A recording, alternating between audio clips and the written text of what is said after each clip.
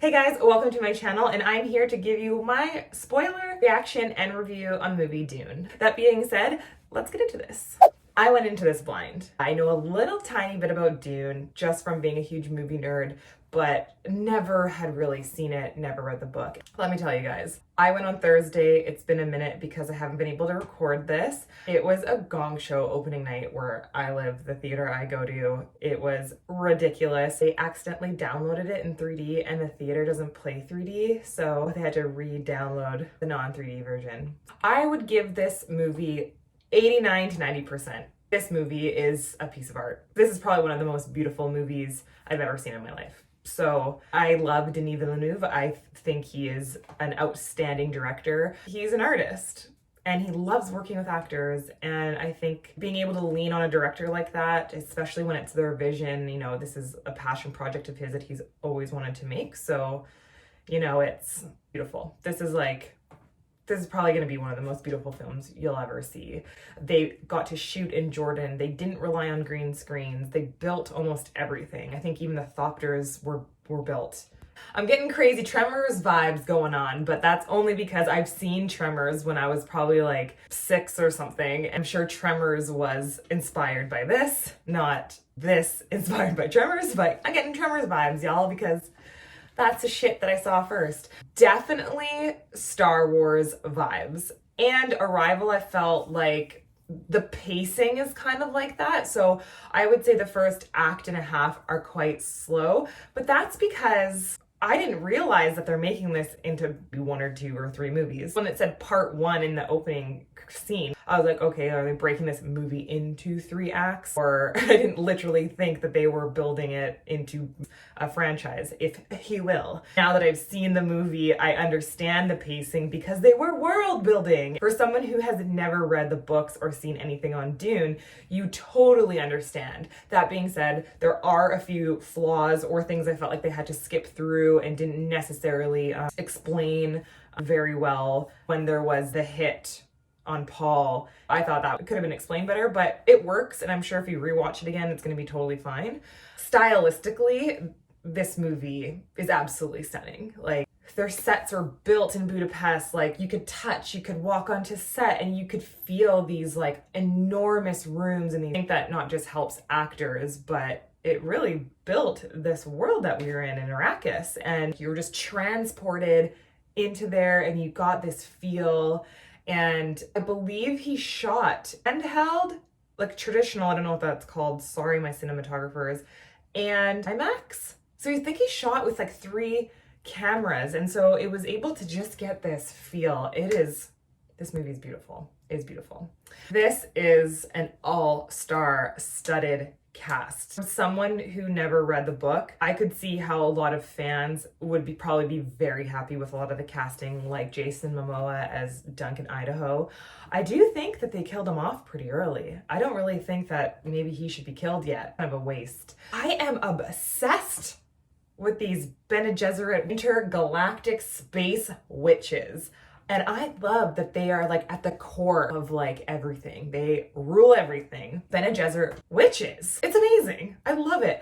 And I think Rebecca Ferguson as Jessica, you know, she does a fantastic job in this movie. It's like almost like she's the main lead and Timothée Chalamet is not. She was amazing. I read that the box scene was her first scene she shot in the movie. And I was like, she's so layered and she's so nuanced that you're just like, wow.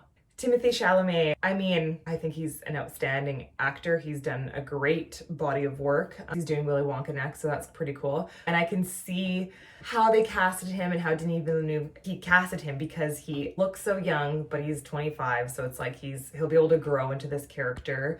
He looks so aristocratic and like a duke and a duke's son. So yeah, I thought his arc in this was actually quite brilliant. I felt that I didn't love him off the beginning, and I was kind of like, this kind of seems a bit weak. Like, I wasn't sure. And then as he grew, I kind of understood his character a little bit more, and it was a beautiful arc.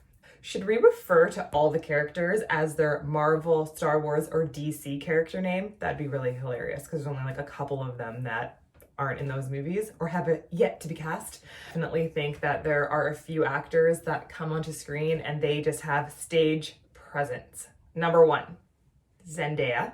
She's outstandingly beautiful. So when he's having all these visions of her, it's like, two, Javier Bardem. That man walks on screen. He had like his mask on or something, but he walks on screen and you're just like, he is so good. Three, I'm sure this is a huge scene in the original movie, but Charlotte Rampling.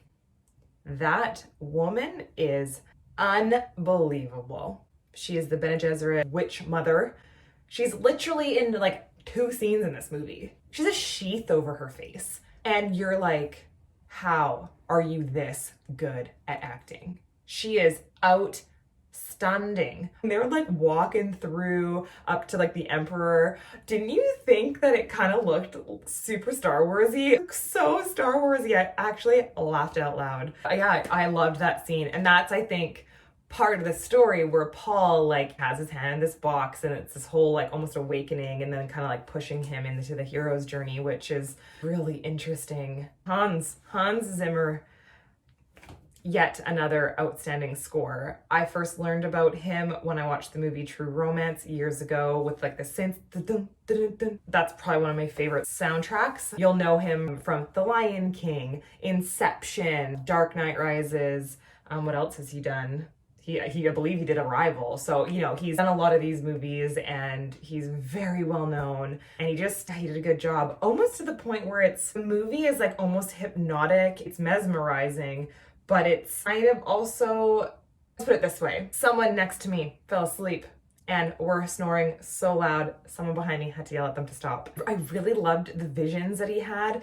Almost as if he's learning from his vision. So he's not fully seeing his visions and like his death exactly. When she was walking with her hand with the blood, it was so cool. So it's almost like he learns from them and doesn't quite see the future or he doesn't quite understand it. The spice looked amazing. It was really cool how they also showed that. Oscar Isaac as Duke Leto Atreides. He was great. I felt like if Oscar Isaac, the man, and Rebecca Ferguson, the woman, had a child, it would have been Timothée Chalamet. I felt like that it was quite good casting in that sense that you felt like it was real. My only beef though is that like, why witches can only have females? Why wouldn't she have just had a female and then her daughter could have been the most powerful? That's why I'm leading to believe that they're going to change the story and it's going to be Shawnee.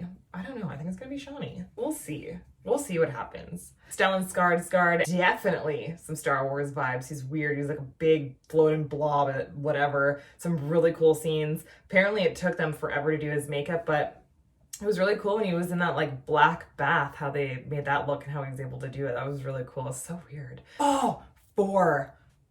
Josh Brolin as Gurney Hall.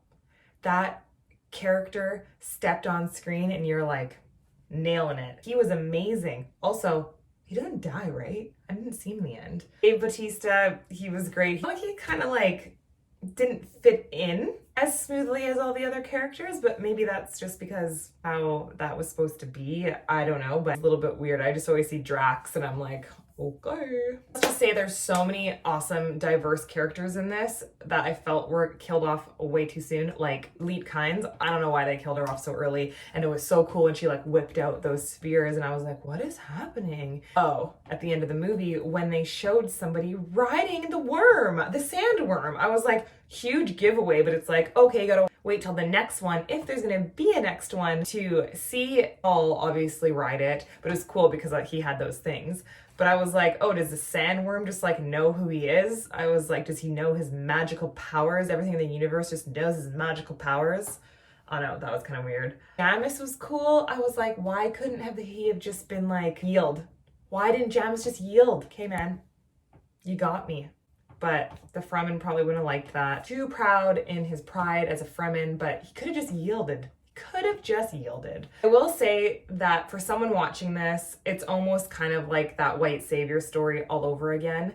I feel like in this iteration, people who are so artistic like Denis Villeneuve, they're sensitive to these things. And I actually feel like Shani, I think she's the savior. Or maybe it's them together. I definitely got vibes that Lady Jessica does not like Shani. I think that they might change it a little bit, and they probably already have. She's gonna have more of a role in this than everyone thinks, and I think the Fremen are gonna be badass. I think they're gonna take back their own planet and be like, F y'all. We'll see about that, but I can see how people could feel like that watching this. It's like, oh, that story again. Really cool when Shani and Paul met. He didn't go gaga over Gugu over Gaga for Shani, and when he finally was like, oh, that's her, it'll be interesting. And like, just all around, I mean, I'm a movie lover, so when I go see a movie as epic as this movie, I'm usually gonna love it because I'm gonna appreciate it for cinematography, for the acting, for the sound, for the score, for costume design. Those still suits were absolutely incredibly designed. Even if you look in the background on everything, like all the molds and like the stucco on certain things and the lighting that they did when they were in Arrakis, even on the desert, it was just wild. I thought this movie was a grand slam. Was there room for adjustment? Yes. Is there room to also change the story and make it a little bit better? Yes. And I hope that they do. I hope that they modernize it a little bit and do something interesting. There's definitely some amazing female characters in this, and I hope they keep going with that. I'm excited to see where they go. I really liked that Dr. Yu by Chang Chen. He was so great. And then I'm like, why did they kill him off? Like, I get it. He needed to save his wife, but why? He was so amazing. Anywho, I give this 89-90%. I thought it was good. I thought it was great. Could have been a little bit better, but like this, we're never gonna see a movie like this. These movies only come out every 20 years maybe, with the evolution of film and technology and these artists' minds who are able to grasp or bring things like this to life. Let me know what you guys think in the comments below. Let me know if you're a huge Dune fan. I am very excited about what's gonna happen next. You don't necessarily need to like give me the rundown, because don't spoil everything for me, because I might read the books. No, I'll have to do a reaction. Let me know in the comments below if you want me to watch the first Dune. I heard it gets crazy weird. Thanks for clicking my video, and I'll see you guys in the next one. Ciao.